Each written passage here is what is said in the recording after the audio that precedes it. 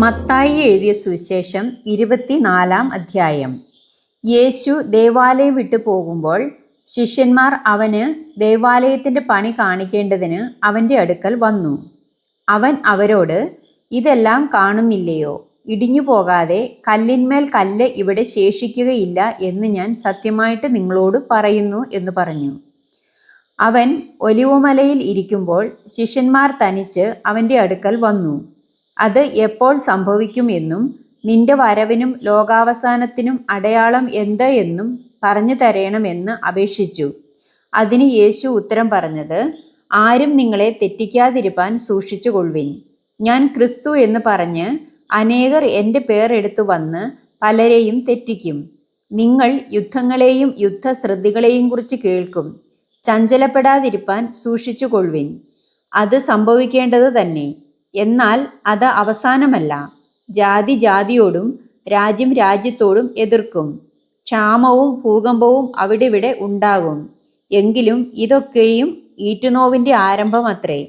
അന്ന് അവർ നിങ്ങളെ ഉപദ്രവത്തിന് ഏൽപ്പിക്കുകയും കൊല്ലുകയും ചെയ്യും. എൻ്റെ നാമനിമിത്തം സകല ജാതികളും നിങ്ങളെ പകയ്ക്കും. പലരും ഇടറി അന്യോന്യം ഏൽപ്പിച്ചു കൊടുക്കുകയും അന്യോന്യം പകയ്ക്കുകയും ചെയ്യും. കള്ളപ്രവാചകന്മാർ പലരും വന്ന് അനേകരെ തെറ്റിക്കും. അധർമ്മം പെരുകുന്നതുകൊണ്ട് അനേകരുടെ സ്നേഹം തണുത്തുപോകും. എന്നാൽ അവസാനത്തോളം സഹിച്ചു നിൽക്കുന്നവൻ രക്ഷിക്കപ്പെടും. രാജ്യത്തിൻ്റെ ഈ സുവിശേഷം സകല ജാതികൾക്കും സാക്ഷ്യമായി ഭൂലോകത്തിലൊക്കെയും പ്രസംഗിക്കപ്പെടും. അപ്പോൾ അവസാനം വരും. എന്നാൽ ദാനിയേൽ പ്രവാചകൻ മുഖാന്തരം അരുളിച്ചെയ്തതുപോലെ ശൂന്യമാക്കുന്ന മ്ലേച്ഛത വിശുദ്ധ സ്ഥലത്തിൽ നിൽക്കുന്നത് നിങ്ങൾ കാണുമ്പോൾ വായിക്കുന്നവൻ ചിന്തിച്ചു കൊള്ളട്ടെ. അന്ന് യഹൂദ്യയിലുള്ളവർ മലകളിലേക്ക് ഓടിപ്പോകട്ടെ. വീട്ടിന്മേൽ ഇരിക്കുന്നവൻ വീട്ടിലുള്ളത് എടുക്കേണ്ടതിന് ഇറങ്ങരുത്. വയലിലുള്ളവൻ വസ്ത്രമെടുപ്പാൻ മടങ്ങിപ്പോകരുത്. ആ കാലത്ത് ഗർഭിണികൾക്കും മുല കുടിപ്പിക്കുന്നവർക്കും അയ്യോ കഷ്ടം. എന്നാൽ നിങ്ങളുടെ ഓടിപ്പോക്ക് ശീതകാലത്തോ ശബത്തിലോ സംഭവിക്കാതിരിപ്പാൻ പ്രാർത്ഥിപ്പിൻ. ലോകാരംഭം മുതൽ ഇന്നുവരെയും സംഭവിച്ചിട്ടില്ലാത്തതും ഇനിമേൽ സംഭവിക്കാത്തതുമായ വലിയ കഷ്ടം അന്ന് ഉണ്ടാകും. ആ നാളുകൾ ചുരുങ്ങാതിരുന്നാൽ ഒരു ജഡവും രക്ഷിക്കപ്പെടുകയില്ല. വൃതന്മാർ നിമിത്തമോ ആ നാളുകൾ ചുരുങ്ങും.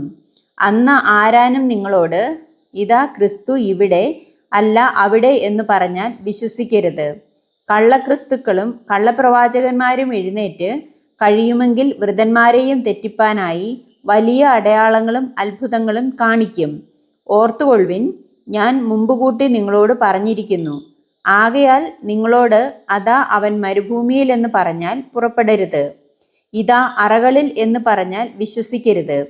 മിന്നൽ കിഴക്കുനിന്ന് പുറപ്പെട്ട് പടിഞ്ഞാറോളം വിളങ്ങും പോലെ മനുഷ്യപുത്രൻ്റെ വരവ് ആകും. ശവമുള്ളയിടത്ത് കഴുക്കൾ കൂടും. ആ കാലത്തിലെ കഷ്ടം കഴിഞ്ഞ ഉടനെ സൂര്യൻ ഇരുണ്ടുപോകും, ചന്ദ്രൻ പ്രകാശം കൊടുക്കാതിരിക്കും, നക്ഷത്രങ്ങൾ ആകാശത്ത് നിന്ന് വീഴും, ആകാശത്തിലെ ശക്തികൾ ഇളകിപ്പോകും. അപ്പോൾ മനുഷ്യപുത്രൻ്റെ അടയാളം ആകാശത്ത് വിളങ്ങും.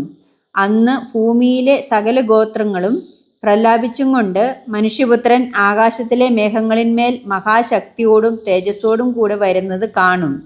അവൻ തൻ്റെ ദൂതന്മാരെ മഹാകാഹളധ്വനിയോടും കൂടെ അയക്കും.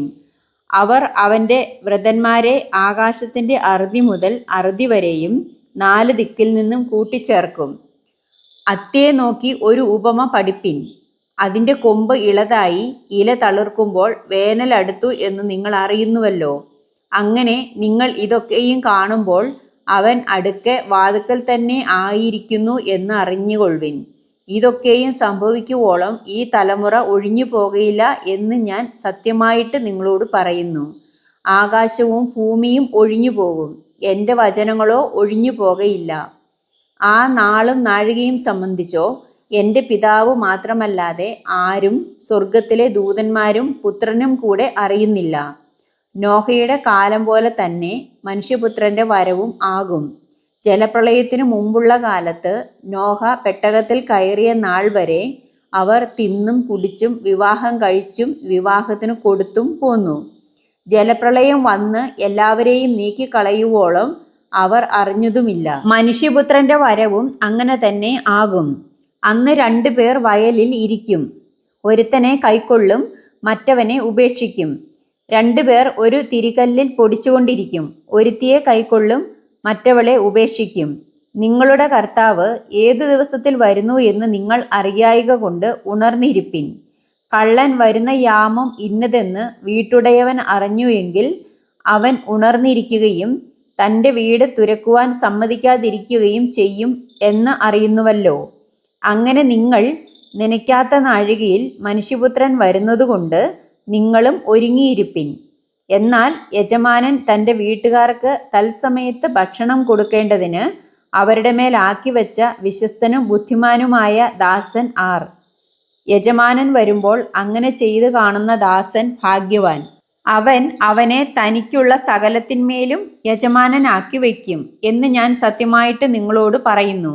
എന്നാൽ അവൻ ദുഷ്ടദാസനായി യജമാനൻ വരുവാൻ താമസിക്കുന്നു എന്ന് ഹൃദയം കൊണ്ട് പറഞ്ഞ് കൂട്ടുദാസന്മാരെ അടിപ്പാനും കുടിയാന്മാരോടുകൂടി തിന്നുകുടിപ്പാനും തുടങ്ങിയാൽ ആ ദാസൻ നിരൂപിക്കാത്ത നാളിലും അറിയാത്ത നാഴികയിലും യജമാനൻ വന്ന് അവനെ ദണ്ഡിപ്പിച്ച് അവന് കപടഭക്തിക്കാരോടുകൂടെ പങ്ക് കൽപ്പിക്കും.